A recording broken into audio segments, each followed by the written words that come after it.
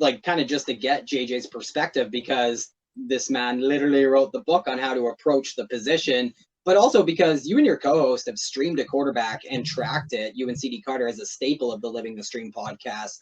So you can put some experience to this as well. So just the big question, JJ, how has the quarterback position evolved since you first penned the late round quarterback? Yeah, so, I published that book back in 2012.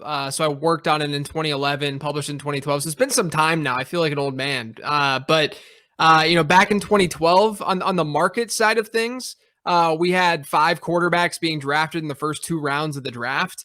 We had the QB 12 being drafted in round 8.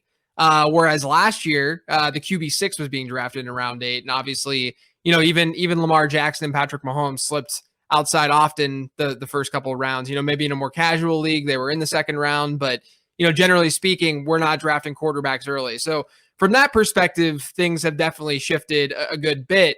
From more of a streaming perspective, like you noted, we've been keeping track of our Frankenstein streamer, every single year, where we're giving 3-ish or so quarterback picks that are rostered in a third or fewer of Yahoo leagues every week. We take the average of that, so we're not just taking the best pick.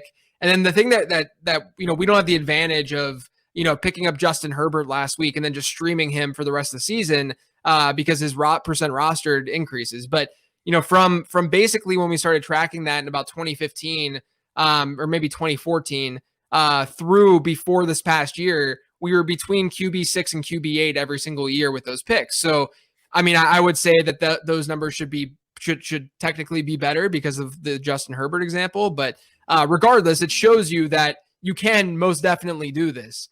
This year, though, it was QB 11. It was way, way worse than we've ever had.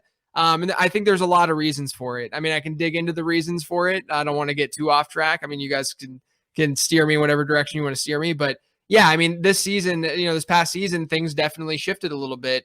And there, like I said, there's some reasons for it and whatnot, but, I think that the quarterback landscape in general, it went from being a very, very easy market to exploit year after year since I published my book.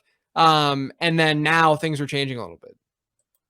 Totally. And, I appreciate you letting me steer it a little bit just because I wanted to give you a break, JJ. You're always spitting all the numbers, so let us do it a little bit. You're a guest. You're a humble guest. So, just to accentuate what we're seeing at the quarterback position for fantasy right now, like in NFL history, guys, 24 quarterbacks have scored 350 fantasy points in a season.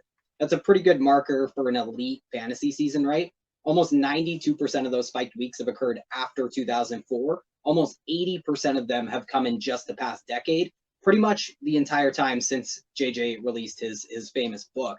25% of all 350 fantasy point scores by a quarterback came this season.